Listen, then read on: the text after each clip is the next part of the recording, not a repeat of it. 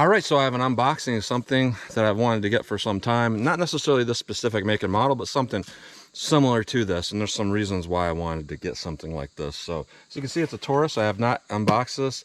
I have not even handled the pistol that's in here. I did handle one briefly at the gun store, and they brought a different, newer one out and boxed it up. So I have not unboxed this. So this is something I've wanted to get for a while. And what we got here is our Taurus TX22. It's interesting. This one was less expensive than the straight black one, but this is the one I wanted with the flat dark earth, because I kind of like the flat dark earth color and guns. You know, I put it on my grips. Looks kind of cool with that flat dark earth. But the reason why I got this is I want to do some ballistic testing. And I have my own ideas on what I think about rimfire for self-defense. And I really wanted to get into that, to doing some rimfire for self-defense tests. So here we are. Let's pull off the sticker. And it comes with, I believe, 2 magazines. Yeah, 1 and 1 spare. I believe there's 16+1 magazines.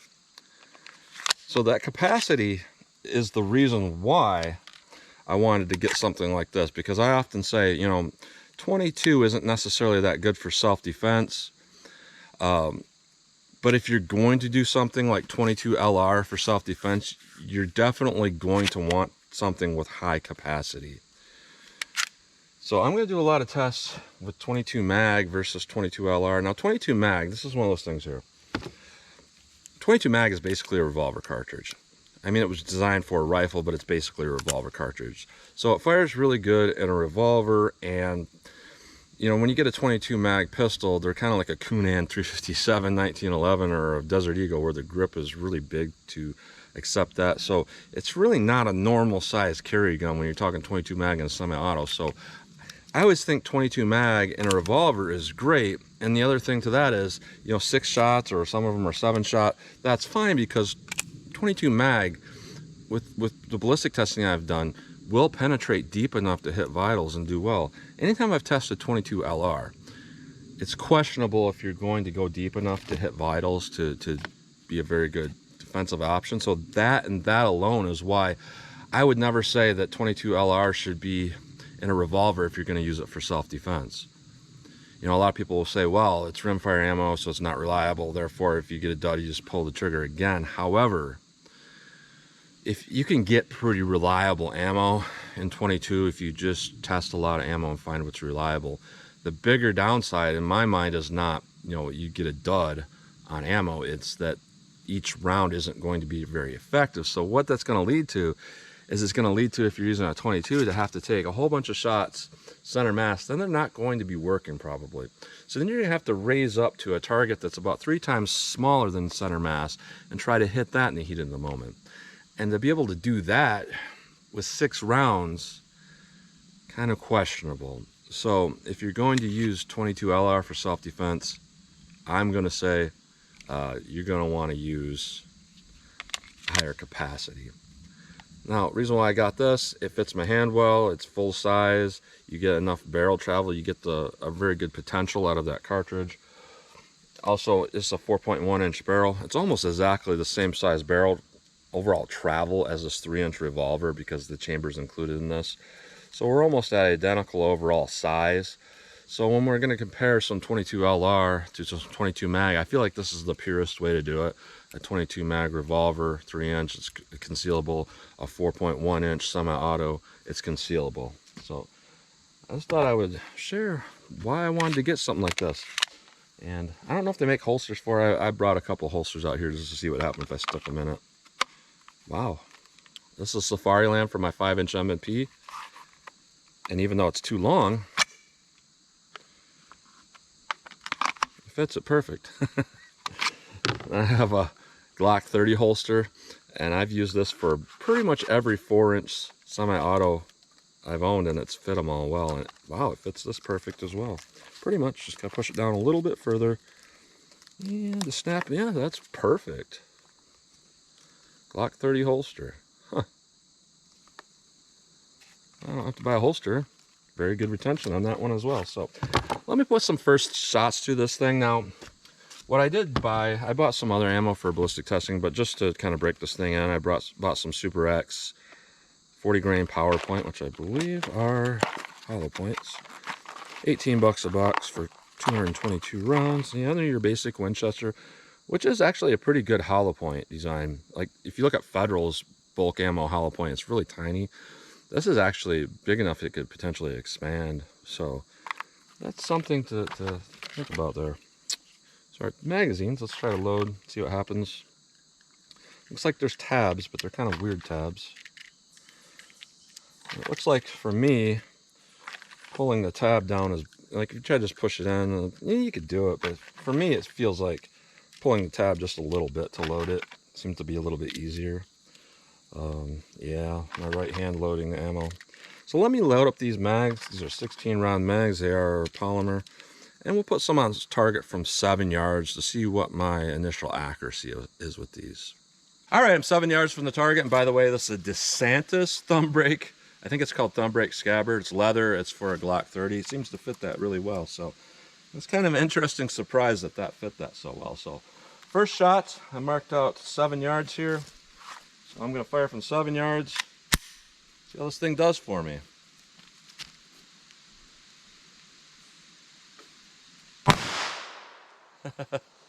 Ain't used to shooting a 22. It's very spongy and low recoil.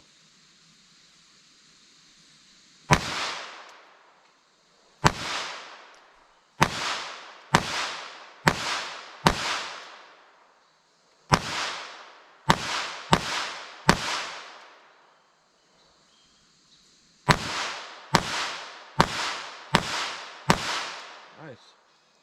So I'm obviously not trying to be as accurate as possible, but those power points, and that did pretty well. The trigger's pretty nice. It's very short trigger. And that's another thing about 22 LR versus 22 mag. And whenever you get a rimfire revolver, your trigger press isn't like, you know, 3, 4, 5 pounds like a semi-auto. A normal revolver, it's more like 8, 9, 10, 12 pounds. And a rimfire, because you have to hit that cartridge base harder than what you do a centerfire, oftentimes those triggers are like 15, 16, 17 pounds. So for someone that might be recoil sensitive, it's not necessarily helpful to go to a trigger like that, because if they're recoil sensitive, they're probably not strong enough for that trigger realistically, as where something like this, easy to rack, and the trigger is very light. So let me keep going with this and see how this accuracy continues. I did not clean this pistol, by the way. Just unboxed it.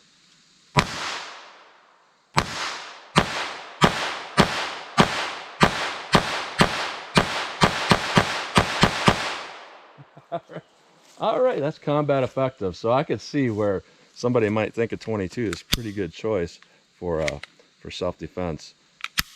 It actually manually releases without a mag in there. That's nice. So far, so good. It's shooting pretty good. It fits my hand actually quite well, too. I sometimes have a hard time fitting pistols, but this feels really good in my hand. So let me shoot the steel from a little distance and see how it continues to shoot. All right, so I'm 12 yards from the target. I want to see, you know, for practical shootability, you know, how a 22 mag revolver compares to a 22 LR semi-auto. Just kind of get a feel for these. So center mass with our revolver. All right, it's a little bit hard to control because that muzzle does flip up just a little bit. So let's do the same thing with our 22 LR. Oh yeah. So my main concern here is 12 yards is, it's not necessarily the average distance for self-defense, but when there's some studies done by the Illinois State Police, they found that 12 yards was the average distance, which they were able to put down threats and not be injured themselves. So considering 22 LR might not, you know, penetrate enough, it makes me wonder, you know, if I fire some shot center mass, can I then, you know, make a headshot? So let's see what I can do with this. Hold it a little bit to the right in that headshot. See, what I'm doing there is I'm just getting the very, very quick sight picture. And you can see that when you decrease that target size a little bit, some of that stuff is harder to do. Now, if I slow it down really slow, I can do it. But the thing is, a lot of people that are going to be shooting something like a 22 LR, they're going to be kind of in a situation where it's going to be a little bit of adrenaline going. It's going to be kind of hard to control that pistol. So my main concern with that is people might be shooting center mass to stop a threat, and it's not stopping that threat. Then they're going to have to go high. If you only have 6 shots, this is what it might look like.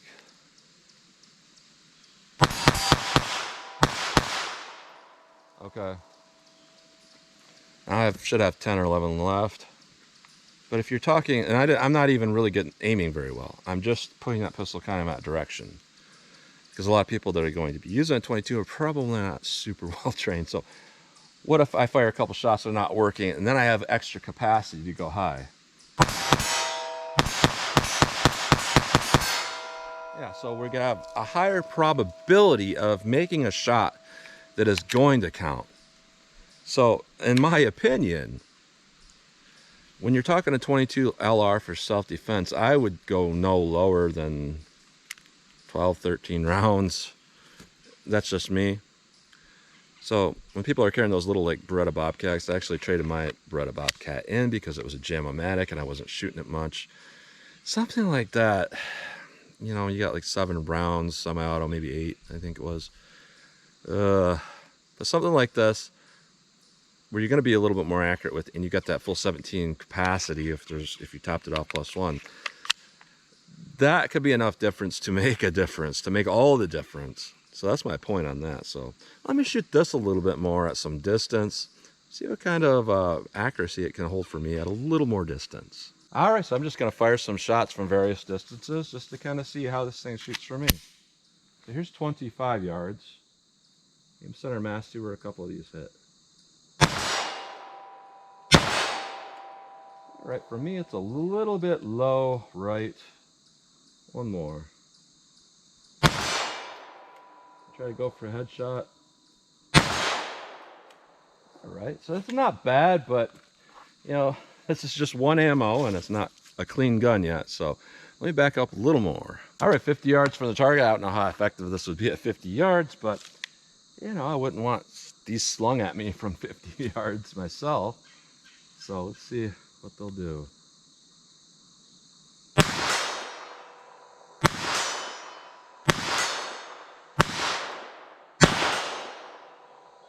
All right, looks like they're kind of hitting in the same area a little bit. So these probably are adjustable sights. I may drift it a little bit to the right.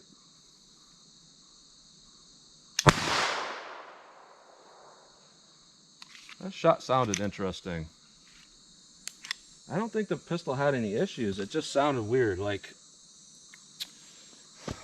that was a overpowered or underpowered powered cartridge. It still functions though. So let me take a look at this. I'll be back in a sec. All right, no issues there.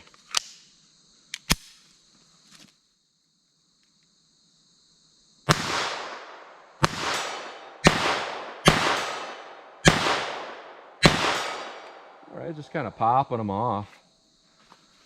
I'm going to back up to 75. At this point, I'm probably not going to go back to 75 yards anymore in my videos because it's a whole big thing. But I just want to see if I can hit a few with this because it is an unboxing, just to kind of see what my initial potential is with this. And I like the safety on this. It's very, very hard to put on. It takes a lot of force, which I like because I don't want to have the safety off and then while I'm in the process of shooting, accidentally swipe it on. Looks like that can't be done. You're going to have to come in with your opposite hand and really force it.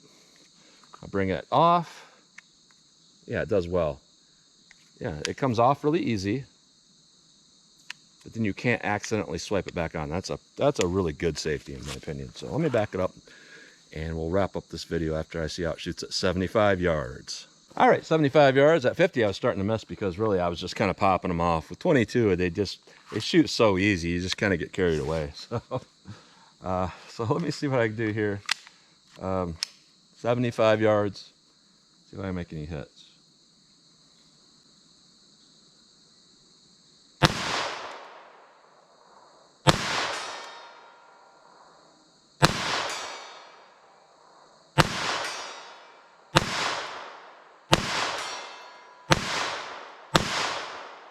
right, so I'm guessing I'm pulling them to the right. Sometimes that downrange camera will actually reverse it. It'll look like they're hitting to the left because the camera's out from an angle underneath it. Huge amount of vertical distortion. A lot of times impacts will be 10 feet from each other going vertically, but they'll look like they're in the same 1 foot area. It's a really weird thing. That's one of the reasons why I'm going to stop doing 75 yards, because my camera just does not support showing this correctly. So I was aiming about the head area of that, anticipating maybe a little drop with these. So I'll keep doing that and I'll slow it down.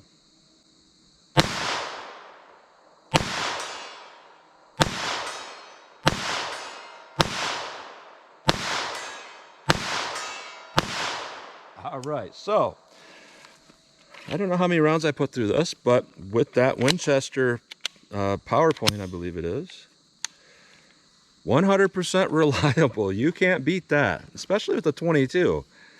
I mean, I've picked up some full-size 9mm pistols, and with FMJ ammo, got malfunctions in the first 50 rounds or so, but we're shooting some cheap Winchester flat-nosed hollow points. 100% reliable, so I like that.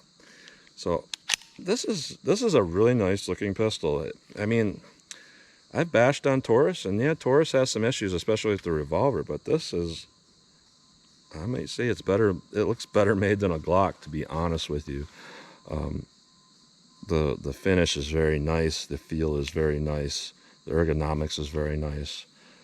Everything for me feels really good. I like the mag release. You know, it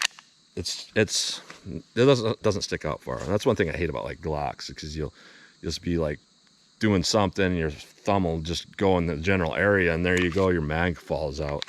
This, it's got a little bit of a raised area, so swiping it won't cause that to fall out. You have to stop and actually think about it and squeeze hard, and even that's not doing it. I have to bring it in a little bit.